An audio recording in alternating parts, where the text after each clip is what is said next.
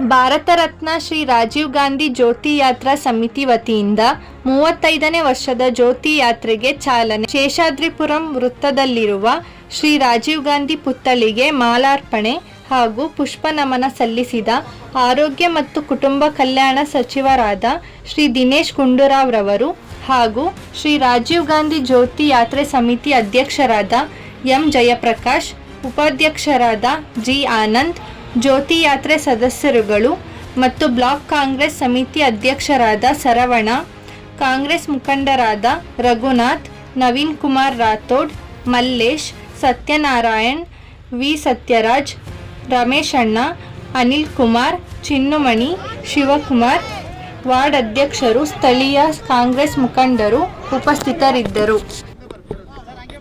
ನಮ್ಮ ಕ್ಷೇತ್ರದಿಂದ ಏನು ಮೇ 21ನೇ ತಾರೀಕು ನಾಳೆ ರಾಜೀವ್ ಗಾಂಧಿಯವರ ಒಂದು ಪುಣ್ಯ ಸ್ಮರಣೆ.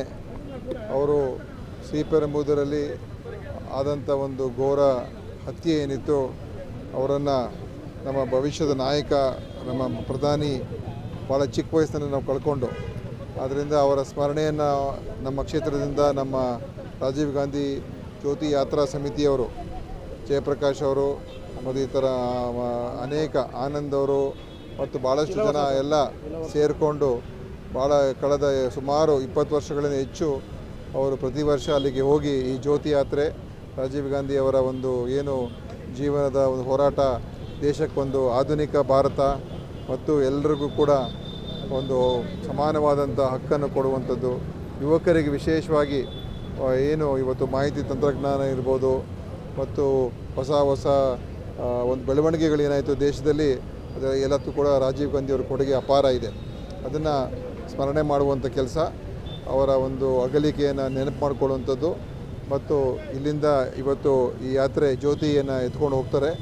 ತೊಗೊಂಡು ಹೋಗಿ ಅಲ್ಲಿ ನಾಳೆ ಶ್ರೀಪೆರಂಬೂದರಲ್ಲಿ ಅಲ್ಲಿ ಅದನ್ನು ಸಮರ್ಪಣೆ ಮಾಡ್ತಾರೆ ಮತ್ತು ಅವರ ಒಂದು ಆತ್ಮಕ್ಕೆ ಶಾಂತಿಯನ್ನು ಕೊಡ್ತಾರೆ.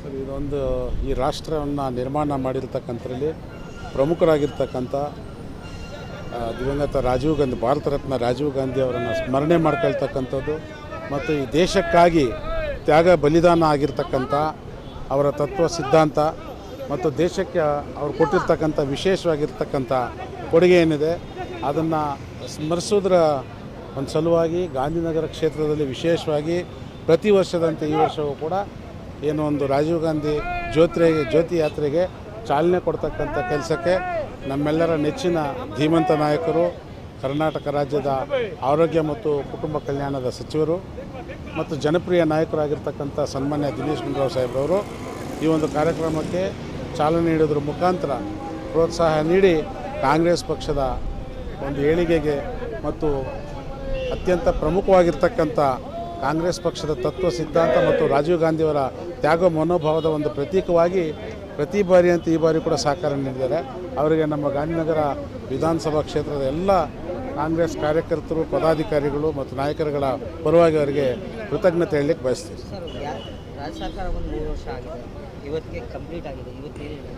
ಇಲ್ಲ, ಭಾಳ ಸಂತೋಷ ಆಗುತ್ತೆ. ಕರ್ನಾಟಕ ರಾಜ್ಯದಲ್ಲಿ 1952ರಿಂದ ಇಲ್ಲಿಯವರೆಗೂ ಕೂಡ ಅನೇಕ ಸರ್ಕಾರಗಳು ಬಂದಿರ್ಬೋದು. ಪ್ರಮುಖವಾಗಿ ಹೆಚ್ಚಿಗೆ ಆಡಳಿತ ನಡೆಸಿರ್ತಕ್ಕಂಥದ್ದು ಕಾಂಗ್ರೆಸ್ ಪಕ್ಷ. ಇವತ್ತು ಕಾಂಗ್ರೆಸ್ ಪಕ್ಷ ಒಂದೇ ಜನತೆ ಕೊಟ್ಟಿರ್ತಕ್ಕಂತಹ ಏನು ಆಶ್ವಾಸನೆಗಳಿದ್ದಾವೆ, ಚುನಾವಣೆ ಪೂರ್ವದಲ್ಲಿ ಏನು ಭರವಸೆಗಳು ಕೊಡ್ತಾರೆ, ಆ ಭರವಸೆಗಳನ್ನು ಈಡೇರಿಸ್ತಕ್ಕಂಥ ದಕ್ಷತೆ, ಸಾಮರ್ಥ್ಯ ಮತ್ತು ಆ ಪ್ರಬುದ್ಧತೆ ಇರತಕ್ಕಂಥದ್ದು ಕೇವಲ ಕಾಂಗ್ರೆಸ್ ಪಕ್ಷಕ್ಕೆ ಮಾತ್ರ, ಕಾಂಗ್ರೆಸ್ ನಾಯಕರಿಗೆ ಮಾತ್ರ ಅದು ಸಾಧ್ಯ ಆಗ್ತದೆ. ಅದು ಮತ್ತೊಮ್ಮೆ ಸಿದ್ದರಾಮಯ್ಯವರ ಸನ್ಮಾನ್ಯ ಸಿದ್ದರಾಮಯ್ಯಜಿಯವರ ಹಾಗೂ ಡಿ ಕೆ ಶಿವಕುಮಾರ್ಜಿರವರ ನಮ್ಮ ಅನೇಕ ಪ್ರಮುಖ ನಾಯಕರ ಒಂದು ನಾಯಕತ್ವದಲ್ಲಿ 3 ವರ್ಷ ಕರ್ನಾಟಕ ರಾಜ್ಯದಲ್ಲಿ ಕಾಂಗ್ರೆಸ್ ಸರ್ಕಾರ ಯಶಸ್ವಿಯಾಗಿದೆ. ನುಡಿದಂತೆ ನಡೀತಕ್ಕಂಥ ಯಾವುದಾದ್ರು ಸರ್ಕಾರ ಇದ್ದರೆ ಅದು ಕಾಂಗ್ರೆಸ್ ಸರ್ಕಾರ.